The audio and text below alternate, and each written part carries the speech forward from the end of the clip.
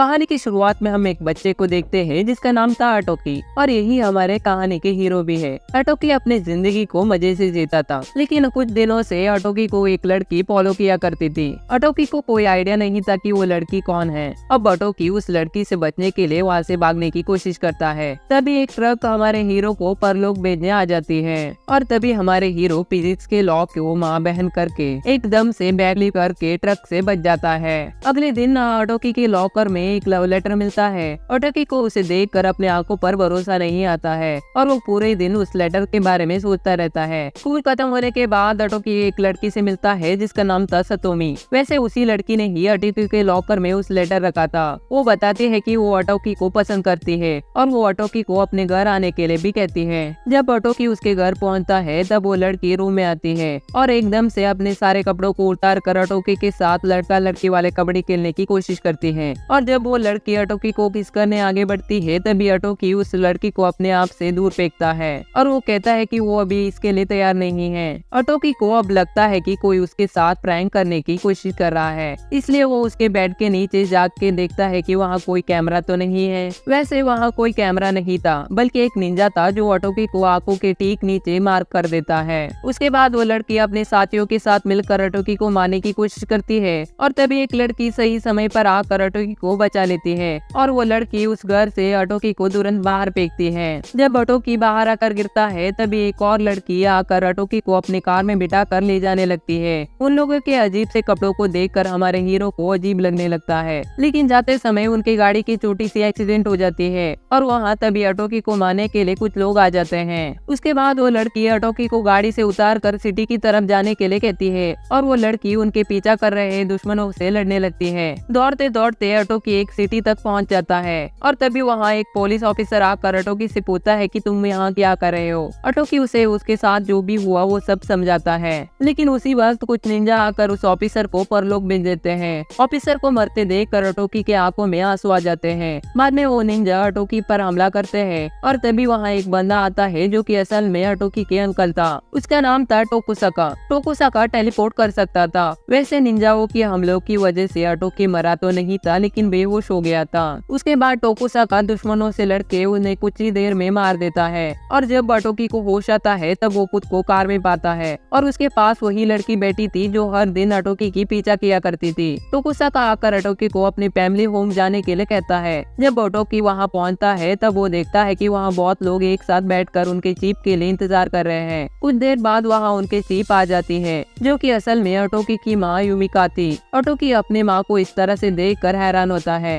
अटोकी की माँ उसे बताती है कि वो ईगा विलेज के लोग हैं। अटोकी की माँ से हमें पता चलता है कि ईगा विलेज के लोग वहाँ सालों से बहुत खुशी से रहते आए थे, और वो स्ट्रिक्ट रूल्स भी फॉलो करते थे ताकि उनके और बाकी निंजा विलेज के बीच शांति बने रहे। लेकिन 10 साल पहले कोगा विलेज ने उनकी खुशी को तबाह करना शुरू किया था। कोगा निंजा के लोग वहाँ के सारे विलेज के लोगों से ज्यादा ताकतवर थे, और वो ईगा विलेज पर कब्जा करना चाहते थे। और युमी को ये भी बताती है कि वो लड़की जिसने अटोकी को अपने घर बुलाया था वो भी कोगा विलेज की ही एक बंदी थी। वो इसलिए अटोकी को मारना चाहती थी क्योंकि अटोकी ही अगले ईगा विलेज के मुखिया बनने वाला था। अब अटोकी बताता है कि वो एक निंजा बन नहीं सकता है, लेकिन युमिको को पता था कि अटोकी के पास निंजा बनने की काबिलियत है, और वो अटोकी से कहती है कि तुम्हें कोगा निंजाओं से नहीं मरना है तो तुम्हें निंजा बनना ही पड़ेगा। और तभी वहाँ एक बंदा बैठा होता है जिसका नाम था कोजो। कोजो कहता है कि कोगा निंजा के लोगों के साथ पुलिस भी मिले हुए हैं, इसलिए वो सिर्फ ईगा विलेज के लोगों पर ही भरोसा कर सकता है। ये सब सुनकर अटोकी कंफ्यूज था। उसे नहीं पता चल रहा था कि उसे क्या करना चाहिए, इसलिए टोकुसाका उसे बाहर लेकर आता है ताकि उसके साथ अकेले में कुछ बातें कर सके। बाहर आने के बाद टोकुसाका अटोकी से कहता है कि तुम्हारे पास 2 ऑप्शन है, निंजा बनना या मरना। लेकिन अटोकी तो बस एक नॉर्मल जिंदगी जीना चाहता था, इसलिए टोकुसाका उसे तीसरा ऑप्शन देते हुए कहता है कि जब तक यहाँ सब कुछ ठीक नहीं हो जाता तब तक तुम्हें कहीं और दूर चले जाना होगा। आगे टोकुसाका अटोकी को बताता है कि अटोकी के डैड ईगा विलेज के चीफ हुआ करते थे, लेकिन बहुत साल पहले वो गुजर गए थे, और उनके बाद अटोकी की माँ ने ईगा विलेज के सारे रेस्पॉन्सिबिलिटी को लेकर उस विलेज के चीफ बन गई थी। फिर टोकुसाका अटोकी से पूछता है कि तुमने अब क्या डिसाइड किया, लेकिन अटोकी कोई जवाब नहीं देता है, बल्कि वो एक लड़की की तरह रोना शुरू कर देता है। बाद में अटोकी निंजा बनने के लिए मान जाता है। अगले सीन में हम कोगा विलेज के हेडक्वार्टर के सीन देखते हैं, जहाँ एक चीफ बैठा होता है जिसका नाम था काइडो। काइडो ईगा विलेज से नफरत करता था और वो अपने प्रीवियस चीफ किसनमारू की मौत के बदला ईगा विलेज से लेना चाहता था।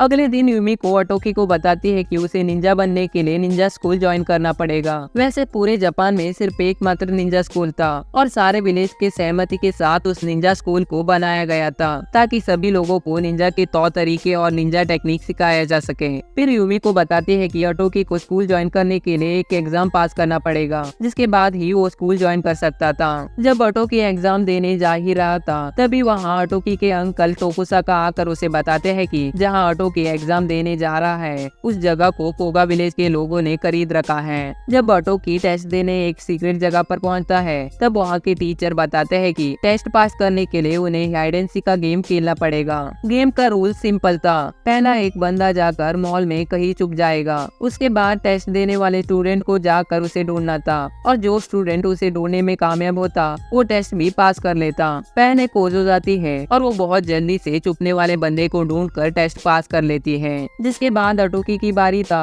अटोकी की अपोनेंट एक लड़की थी। वैसे वो लड़की सतोमी थी, लेकिन अटोकी को ये बात नहीं पता था। अब वो लड़की मॉल में जाकर छुपती है और अटोकी उसे ढूंढने के लिए जाता है। जब अटोकी उस लड़की को ढूंढने जा ही रहा था तभी वहाँ कुछ निंजा चुपके से अटोकी को मारने आ जाते हैं, लेकिन तभी वहाँ अटोकी के अंकल आकर उन दुश्मन उसको पकड़कर अपने साथ ले जाते हैं। उसके बाद कोजो वहाँ आकर अटोकी को बताती है कि मॉल में कुछ लोग उसे मारने के लिए आए हैं, इसलिए वो अटोकी से संभल कर रहने के लिए कहती है। तभी एक निंजा अटोकी पर दूर से हमला करता है, लेकिन कोजो सही समय पर आकर अटोकी को बचा लेती है। कोजो उस निंजा के पीछा करते हुए उसके पीछे जाती है। तब उसे पता चलता है कि अटोकी के ऊपर हमला करने वाले लड़की कोई और नहीं बल्कि सतोमी ही है। सतोमी और कोजो एक दूसरे से फाइट करते हैं, लेकिन कुछ देर बाद सतोमी कोजो से बचकर वहाँ से भाग जाती है और यहाँ अटोकी उस लड़की को ढूंढ रहा था। अटोकी के पास ज्यादा समय भी नहीं था, उसे जल्दी से उसके ओपोनेंट को ढूंढना था, इसलिए वो उस मॉल में धुआं कर देता है और तुरंत फायर अलार्म भी ऑन कर देता है, जिसकी वजह से वहाँ के मॉल के कस्टमर्स वहाँ डर के भाग जाते हैं। वहाँ चारों तरफ पानी के गिरने की वजह से वहाँ इनविजिबल सूट पहनकर छुपी हुई सतोमी दिखने लगती है। अब सतोमी अटोकी पर हमला करने ही वाली थी, तभी वहाँ कोजो आकर अटोकी को बचा लेती है। तभी वहाँ एनसीसी के निंजा आकर सतोमी को पकड़ कर ले जाते हैं, क्योंकि उन्हें पता लग चुका था कि सतोमी अटोकी को मारना चाहती है। अब अटोकी बताता है कि उसे सतोमी को अटैक करना है जीतने के लिए, लेकिन टीचर उसे बताता है कि उसका टाइम अब खत्म हो चुका है। फिर वो टीचर उससे पूछता है कि तुमने तुम्हारे ओपोनेंट को ढूंढने के लिए फायर अलार्म क्यों बजाया। तब अटोकी बताता है कि उसे मॉल में रहने वाले लोगों की फिक्र थी और वो नहीं चाहता था कि उन्हें कुछ भी हो। अगले सीन में हम अटोकी को देखते हैं जो कि कोजो के साथ कार में बैठा था। वैसे अटोकी टेस्ट में फेल हो गया था, लेकिन उसके अच्छे इंटेंशन की वजह से उसे पास कर दिया गया था। एक और तरफ एनसीसी के कैप्टन हयाटो कोगा क्लैन के लीडर काइडो के पास जाकर बताता है कि काइडो की बेटी सतोमी अब अरेस्ट हो चुकी है। काइडो उसे बताता है कि सतोमी ने कुछ दिन पहले कोगा क्लैन के रूल्स तोड़ा था, जिस वजह से उसने सतोमी को कोगा क्लैन से निकाल दिया था और इसलिए अब उसके और उसके बेटी सतोमी के बीच कोई कनेक्शन नहीं है। जब हयाटो वहाँ से जा ही रहा था तभी उसे एक कॉल आता है जिसमें उसे पता चलता है कि सतोमी ने अपने आप को खत्म कर लिया है और यहाँ अटोकी कोजो के साथ निंजा अकेडमी जाने के लिए निकल जाता है। जब वो ट्रेन से उतर कर अकेडमी जाने के लिए तैयार होता है तभी वो वहाँ एक लड़की से मिलता है जिसका नाम था रयोमी। अटोकी को वो लड़की बहुत पसंद आती है क्योंकि वो लड़की बहुत ज्यादा ही खूबसूरत थी। अटोकी के साथ बात करने के बाद रयोमी अपने दोस्तों के साथ वहाँ से चली जाती है। अटोकी अकेडमी पहुँच जाता है और जब अटोकी क्लास में जाने ही वाला होता है तभी वो कुछ लड़कों से मिलता है जो कि कोगा विलेज के लोग थे और वो लड़के अटोकी के साथ झगड़ना शुरू करते हैं। तभी वहाँ एक लड़की आती है जिसका नाम था कायरी। कायरी अटोकी को बताती है कि वो सब लोग कोगा विलेज से हैं, इसलिए बेहतर यही होगा कि वो उनसे संभल कर रहे। जब अटोकी क्लास में पहुंचता है तभी वहाँ एक बुढ़ा, मेरा मतलब था कि उस अकेडमी के प्रिंसिपल आकर सारे लड़कों को निंजा के 3 रूल्स बताने लगता है। निंजा के पहला रूल्स था सबसे अपना आइडेंटिटी छुपा के रखना, दूसरा रूल्स था किसी को भी जान से ना मारना, तीसरा रूल्स था कि कभी भी अपने ही लोगों को धोखा ना देना। अब हम देखते हैं कि अटोकी और कायरी एक ही क्लास में थे और कायरी का भी उस क्लास में पहला दिन था। जब लंच का टाइम होता है तब अटोकी कोजो के साथ लंच करने जाता है। तभी वहाँ एक बंदा अटोकी के साथ लड़ने आ जाता है। उनमें से एक बताता है कि ईगा विलेज के लोगों में से किसी ने उनके पिछले चीफ को मारा है और इसलिए वो ईगा विलेज से सबसे ज्यादा नफरत करते हैं और वो कहते हैं कि एक दिन वो ईगा विलेज को तबाह जरूर करेंगे। अगले क्लास में अटोकी की क्लास टीचर सारे स्टूडेंट्स को निंजा शूट के बारे में बताती है। फिर वो सभी स्टूडेंट को एक टास्क देती है टास्क ये था कि सभी स्टूडेंट को सारे मुश्किलों को पार करके एक जगह पर जाकर मॉन्जूस लेकर आना था। वैसे वो मॉन्जूस एक मैंशन में था जहाँ उस स्कूल के प्रिंसिपल वहाँ बैठकर उसे खा रहा था। सारे स्टूडेंट को मॉन्जूस खत्म होने से पहले उसे लेकर आना था।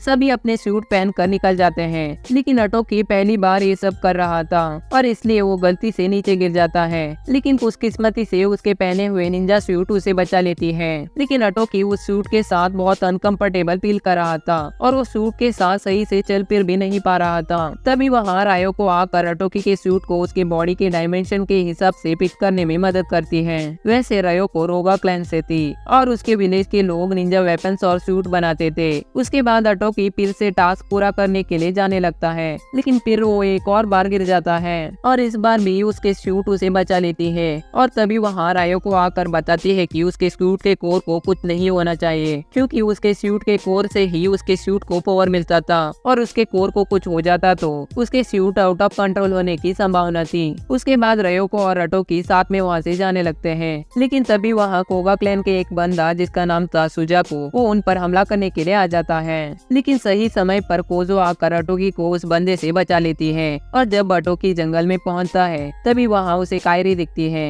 वैसे कायरी पर कोगा के लोगों ने हमला किया था, जिस वजह से कायरी की सूट की कोर भी टूट चुका था और इस वजह से कायरी चल फिर भी नहीं पा रही थी। जब अटोकी उन स्टूडेंट्स के पास जाता है तब वो अटोकी पर हमला करना शुरू करते हैं। कमजोर होने की वजह से अटोकी कुछ भी नहीं कर पाता है। फिर वो अटोकी के कोर को तोड़ने के लिए जाते हैं, तभी वहाँ प्रिंसिपल आकर उन स्टूडेंट को अटोकी को छोड़कर वहाँ से जाने के लिए कहते हैं। उसके बाद अटोकी कायरी के पास वापस जाता है और अब अटोकी कायरी को मॉन्जूस दिखाता है। वैसे असल में अटोकी ने उन लड़कों से लड़ते समय चुपके से उनसे एक मॉन्जूस ले लिया था। उसके बाद कायोरी को वो मॉन्जूस दे देता है, क्योंकि वो मॉन्जू असल में कायोरी की ही थी, जिसे उन लोगों ने कायोरी को धमका कर ले लिया था। और तभी वहाँ रयो को आती है। अटोकी रयो को इसे कायरी का ध्यान रखने के लिए कहकर प्रिंसिपल से अपना मॉन्जूस लेने के लिए चला जाता है। इसी के साथ इस पार्ट का एंड होता है। अगला पार्ट देने के लिए मेरे वीडियो को जरूर सब्सक्राइब कीजिए।